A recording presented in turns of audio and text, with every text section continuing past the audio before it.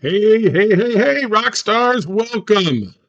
Today we're going to be talking about the distributive property. If you have not watched my video on modeling the distributive property, hard stop, go back, check it out, come back, and hang out with us. Hey, what do you call a person who draws animations on vehicles? Animations on vehicles. Yeah, they're called a cartoonist. Cartoonist? Animations?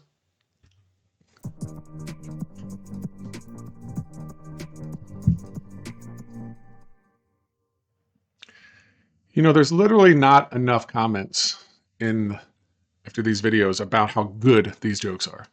It's hurtful. You guys you focus on the math and you don't realize how much effort I put into these cards. All right, anyways, let's go.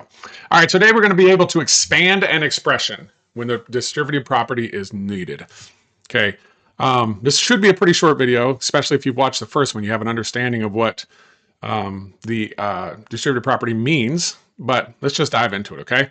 So I'm going to give you a very shortened version of this Oprah story because you definitely want to go hear it. It's amazing. But Oprah basically was a talk show host, super famous talk show host, and I like to use her when talking about the distributive property.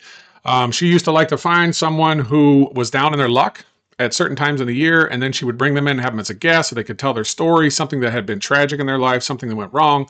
And one day she did, and at the end of it, she gave this person a car because their story was about they just didn't have a vehicle and their life was tough because they weren't able to get to the things they needed to do. And then at the end of it, she gave everyone in the audience a car as well. And she's this world famous meme right here where she says, you get a car and you get a car. So Oprah distributed a car to every person in that audience, all right? So in math, we will often have a value outside of the parentheses, okay? Oh, I just noticed that value is spelled wrong. How about that? We all make mistakes. Value outside of a parentheses. And so what Oprah, when she was with her group, she distributed a car to everyone in the audience. So this could be Oprah, and inside the parentheses would be the audience, all the members of the audience, and she distributed a car to every one of them. So what we're going to do is use that same idea is we're going to take the thing on outside, the value outside of the parentheses, this, and we're going to distribute it to everything inside the parentheses. And when we say distribute, we're going to multiply.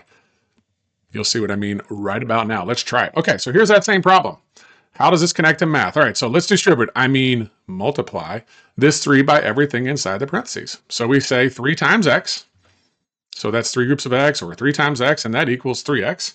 And then we say you get a 3. It's 3 times 7. What's 3 times 7? It's 21. And since it's a positive, we're going to go ahead and keep it as a plus 21. There it is. That's a distributive property. It's that simple. But we're going to have different values. They're going to look a little differently, but it's always the same thing. So just make sure you pay attention to the positive and negative, okay, when you're doing your multiplication here.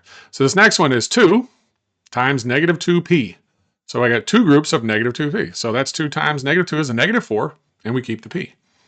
And then we say 2 times 8 is 16. So we bring that down. It's a positive 16, so we go ahead and add the plus sign. Boom, distributed. Now we go over to this negative, and if you just have a negative, it's the same thing. So there's 2 ways you can do this. If you just have a negative outside of it, it also means negative 1. So you could like imagine there is a 1 right there, all right? And you could say multiply the negative 1 times 5r, and you get negative 5r. And you could say negative 1 times negative 4, and that gives you a positive 4, because a negative times a negative is a positive.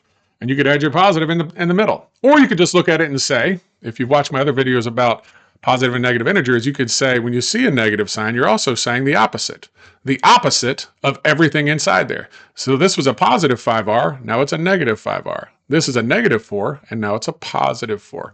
So you can multiply by the negative 1, or you could just flip all the values inside. Okay, let's do another one. All right, now it's on the other side. This must change everything. The number that we're multiplying by is on the right side? What do we do you can't, same thing. You take that 5 and you distribute it to everything inside. So negative 5 times negative m. So that's like saying negative 5 times negative 1m. Negative 5 times negative 1 is 5, and we keep the m. And then we have negative 5 times negative 10. 5 times 10 is 50. Negative times a negative is a positive. So we go ahead and keep that as a positive. That's the distributive property, ladies and gentlemen. Welcome to the show. All right, so let's go ahead and fill in the blanks here. When a value is touching the outside of the parentheses, it represents the distributive property. Okay, that means you're going to be doing something with that number. What does distribute also mean? Thanks. They said multiply. All right, when using the distributive property, we multiply everything inside the parentheses by the value touching the outside of the parentheses. And finally, as you saw in some of those problems, one of the more important things to do is understand integer multiplication to find the positive and or negative values of each section of the multiplication. Pay attention to the positive and negatives. All right. What song does a car like to play? A cartoon. You know, you spell cartoon with two O's, but in this case, cartoon, T-U-N-E. Comment about it. It's a legendary joke.